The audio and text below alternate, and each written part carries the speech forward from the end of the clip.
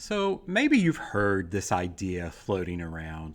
Elon Musk came out recently and said there's a really high chance that this is all a simulation, that the world, everything we're living in right now on the earth, it's just all a simulation. Well, why would someone make a claim like that?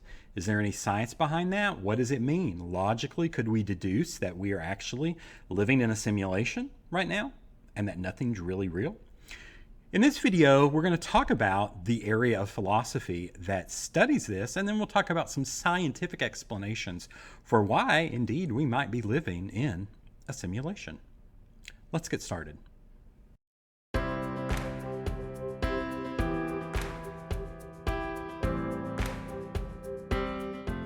So let's start with some definitions. First of all, metaphysics, and this word comes from philosophy. If you take a philosophy class in college, maybe you would learn this term. Metaphysics is the branch of philosophy that studies the fundamental nature of reality, the principle of being, right? I'm a person, I am being, identity and change, space and time, causality, right? Did something cause this? Necessity, do things need to be, and possibility, are there possibilities for things? So this is a long definition, but to me, I break the definition down to this. Meta, beyond, physics, the physical world. So we're talking about things beyond matter, beyond the physical world. Then I want to throw in another term. It gets used a lot. Nihilism. Some people I've heard say nihilism. And it's a viewpoint that traditional values and beliefs are unfounded because, after all, existence is senseless and useless, right? It's kind of a bummer, right? That nothing in the world matters, that existence isn't real, it's senseless, it's useless. So we want to be careful as we're going through this sort of metaphysics discussion that, I don't know, maybe perhaps we don't adopt a nihilistic point of view that nothing really matters, okay? All right, so let's get started. Let's explore some of these ideas. So this is actually not a new thought. This has been going around for a long time. In fact, Plato, right, who lived 427 to 347 BC, actually talked a lot about this in his most famous work, The Republic. And in that work, The Republic, he talks about something called the allegory of the cave. It's the most famous part of his work, The Republic. So let me try to explain what this allegory means. So in his allegory, right, it's just a fancy symbol for something. He says, imagine a place deep down in a cave where there were prisoners, there's the prisoners, and they're chained. They can't see left or right behind them. They can only see the wall in front of them. And on that wall in front of them are shadows cast by puppeteers in the back, right? So here's the puppeteers, like they're holding up an image of a cat, and here's like a table and a chair or something. And then there's a fire back here, right? They didn't have light bulbs back then, that projects the image of these objects onto the wall. Now, the point of this is that if you had been chained as a prisoner for life, you had never known anything else, you would probably indeed think that this was reality. You would think that that's a real chair, that that is a real table, that that's a real cat. But indeed, the allegory would tell us these are just reflections of what's real behind us. And so Plato, early on, might have argued that what we see in our world, what we think of as reality, may indeed just be shadows because we've been chained so long. Later in the video, I'm going to talk about biologically why there might be some implications in that. As we evolved, maybe we didn't evolve to see what's real. Perhaps instead we just evolved to see what helps us survive. So indeed, maybe what we're seeing in our world around us is just shadows and not what's real. All right, interesting stuff. All right, so a little more philosophy for you, and then I'll get to some science. Materialism versus idealism. So philosophically, many years ago, people sort of identified as one of these two things. The materialists, or the physicalists, says the only things that exist are material and physical, right? It's only matter. There's nothing beyond our realm of reality, right? Everything's made of matter, so materialism, that's where we get the word. Whatever our physics tells us is what's correct, okay? Well, then you've got the idealist that says, actually, maybe there are no material things. Our brain, which gives us perception of reality, remember, is what creates matter. Maybe the matter's not real, it's just ideas that are real, right? There's no mind-independent physical table here. In other words, there wouldn't be a table without the mind, which is producing the table, okay? So, some interesting thoughts to sort of think about. Now, how does this get into simulations and metaphysics? Well, another famous philosopher, René Descartes, had what he called the evil demon theory. And what he said was, since all we ever experience is our own intermental states, our inner mental states, we might, for all we could tell, be living in an illusion created by a malicious demon. Now, okay, what's he talking about? Well, think back to what we've talked about before, if you've been watching my series of videos. Your brain, after all, has no direct contact with the outside world. It's locked up in the cranium, right? And only thing that you perceive is what signals are sent from eyes, right? Or nose, you smell things, you hear things. So our perception of what is out there is basically just waves going to our brain. Our brain indeed tells us what's there. So if it's our brain telling us what's there, how do we know that that's actually what's there? And so I actually did this on DALL-E. I created this image. It's pretty cool. DALL-E is an artificial intelligence creating image software, and I typed in like evil demon playing chess, because to me, that's basically what he's saying, that we are just pawns, perhaps, that there is some evil demon, malicious, I guess, that is controlling our moves, and we think, perhaps we have free will, we think that we're experiencing reality, but really we are just experiencing our mental state, which may be controlled. So another way of putting this is this brain in a vat hypothesis, right? We could never be, from Descartes says this, we could never be in direct touch with the real world, if there is one, because we are in fact brains in a vat. What's a vat? Well, that's an old word for like, a big container. So here's an image of that, right? So basically in modern day terms, you could think about it like this. You are your brain. All the rest of you, right, your hands, your heart, all of that is just to keep the brain going, right? So because you really are just your brain. So how do you know that all of this, the hands, the hair, everything, is not a simulation hooked up to a computer? Your brain hooked up to a computer running a simulation to make you think that you are part of reality. And if you, of course, watched The Matrix, those are great movies, it's this same idea that was shown in the movie. That, right, The Matrix was a computer program created to keep humans in sort of submission or use them for energy. And really, you're just sort of this brain in a vat, basically, connected to this network that is the simulation. And so this is, his quote, "You do not know that you are not a brain suspended in a vat full of liquid in a lab." Well, actually, this isn't his quote, but this is a quote that you could use, "which is feeding your current experiences under the controls of an ingenious technician scientist, whether he's benevolent and good or malevolent, bad, according to your own taste, what you'd prefer," right? So how do we know that we're not just brains in a vat? The people in the Matrix were living their life. They didn't know, right? So this is a really interesting way to look at metaphysics. What are we? Are we real, or are we a brain in a vat? Okay, so where did this end up? And then, Descartes famously said, "Cogito ergo sum," which is Latin for "I think, therefore I am." So instead of going down this rabbit hole of "I'm not real," his solution was, well, I think, therefore I must be real. Okay, so that's one way of looking at it. So let's take it a little farther to the simulation hypothesis. This is a little more modern idea. The simulation hypothesis basically proposes that our existence is just simulated reality, much like a computer simulation. So, of course, I threw up an image of The Sims, right? Imagine if you were a Sims character, right? They're part of the program. They're part of the simulation. This is not a coherent, conscious being.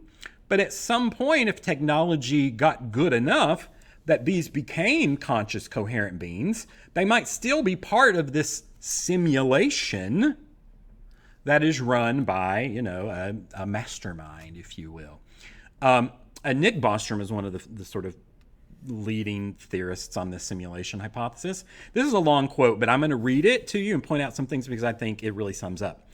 Many works of science fiction, as well as some forecasts by serious technologists and futurists, predict enormous amounts of computing power will be available in the future. Well, yeah, you can see just in the past 20 years what computers have done. All right, now my Apple Watch, is more powerful than any computer on this planet probably 20 years ago. Let's suppose that these are correct. I think that's a valid. One thing that later generations might do with their super powerful computers is run detailed simulations of their forebears or their ancestors, right? Maybe really advanced humans want to run a simulation and be like, I wonder what it was like living back then. And if the computers were so powerful, they could run so many simulations that the people eventually in the simulations become conscious. If they were sufficiently grained and if there was widely accepted position that the philosophy of mind is correct, then it could be a case that the majority of minds like ours do not belong to the original race, but rather we are a simulation that advanced humans many years farther in advance have set up, and we're not the original race anymore. Okay? Wow, right? That's a strong hypothesis. It's kind of a little freaky. It messes with you a little bit to think about this idea that maybe we're not the first. Now, I started the whole thing with this idea, Elon Musk, love him or hate him, what he says gets some news. He said, this is a quote, if you assume any rate of improvement at all, which is pretty obvious, games will eventually be indistinguishable from reality. Therefore, it's most likely we currently are in a simulation. All right, crazy. Another famous scientist, well, Elon Musk, maybe you can consider him a scientist or a businessman, whatever you want. But there's no doubt to me Neil deGrasse Tyson is a scientist, one of the brightest minds we have.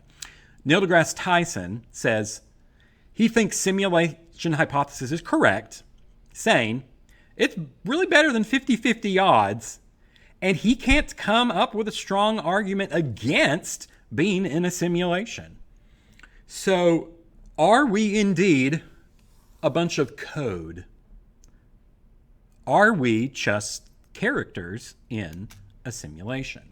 Well, I am a biologist by trade, so I'm going to put in one more little twist on all of this to get you thinking perhaps in a little different way before I wrap this video up. This is maybe a biological take on this. I mentioned earlier, we know, biologically speaking, the brain evolved to survive, right? Think back to Darwin. Survival of the fittest, traits which help us survive are passed on to many generations. The brain evolved to help us survive.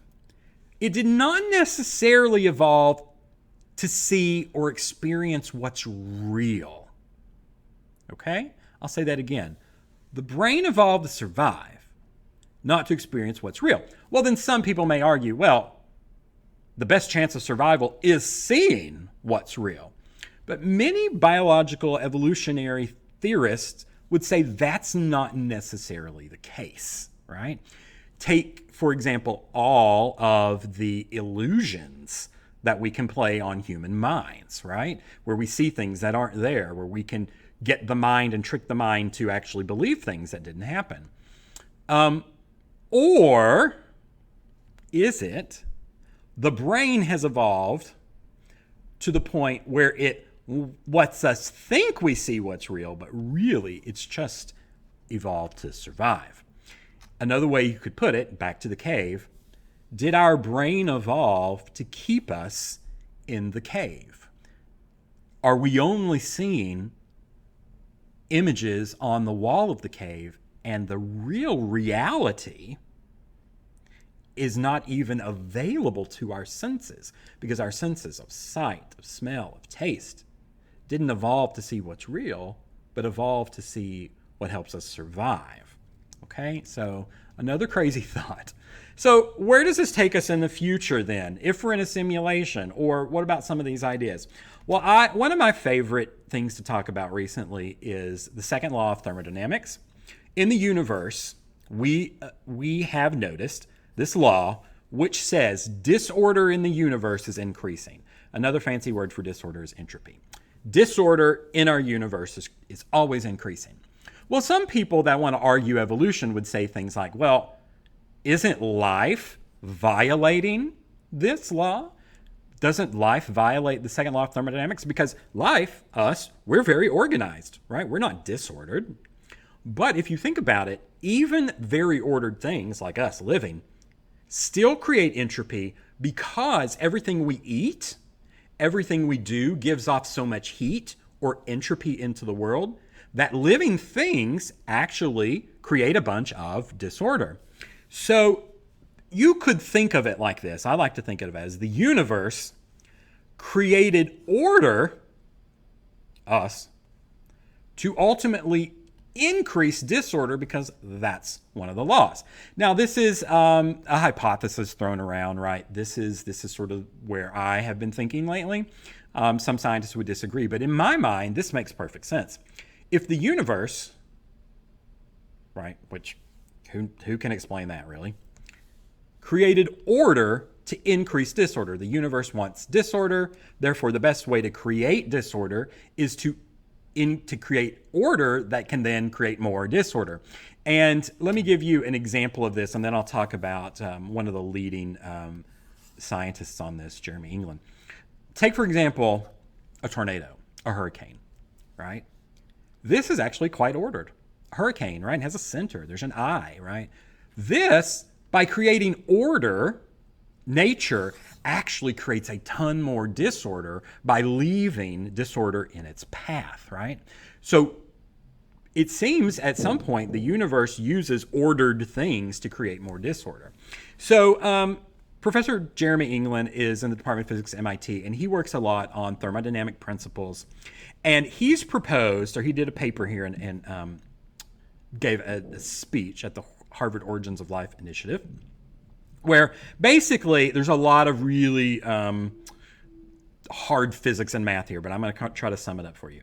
Under certain conditions, when we look at group of atoms, they naturally restructure themselves as to burn more and more energy, facilitating the incessant dispersal of energy, right? That's just more disorder, and the rise of entropy. We said it again. So look at here. The idea is, think about early on in our universe when matter was forming, right? We had all these elements and these atoms. Well, his hypothesis is that, and they've done research on this, is that when some atoms are forming, there's really one of two ways, right? So these molecules, these atoms are coming together. There's a few options. And what he said was the atoms tended to sort themselves or group themselves into a structure which actually which increased the dispersal of energy. So basically, from early on, atoms were arranging themselves in our universe to increase the amount of disorder on our planet. Okay? So then you might say, well, what about humans? Well, if you take it a little farther, the universe may have considered to be creating life, like us, order, to increase the heat or disorder. I mean, we've done a really good job on our planet, right, of increasing the amount of heat, global warming on our planet. So the universe And here's the crazy thing, rearranged itself, right? Because what are we? We're matter. Where do we come from? The universe. We're just rearranged universe. So the universe created us out of itself, right? That's crazy. To create more disorder. So the universe created us. We then created machines. What do machines do? Oh, they give off a lot of heat. They give off a lot of disorder. They increase the entropy. Then, what is perhaps the next step of human evolution? If indeed this universe is pushing towards disorder, some people think, maybe me included, that the natural next step is to incorporate the machines into the things that made the machines, just like the universe incorporated itself into us. And then, where do we go from there? Well, are we ever getting to the point where we are indeed machines that have developed artificial intelligence, or at that point it might not just be artificial anymore, and will we become alive? Is this our next iteration of humanity? Okay. And then if it is, how do we know all along it's not just a simulation that some ancient civilization has put together? One of my favorite thought experiments is someone that asks, how do you know we're not some alien? I'll pretend that's an alien. How do you know we're not some scientific experiment, some science lab that some alien civilization child has done, and we're sitting on their bookshelf, and we're just a creation or a simulation from some advanced civilization? All right? Crazy to think about. So, as you sort of think about these things, and as you sort of ponder these and have late night discussions with people, I would urge you to think about the science, think about where we are, read on theorists that say this. But as I mentioned early on, don't adopt the nihilist perspective that nothing matters. Because even if we are in a simulation, let's have a good time.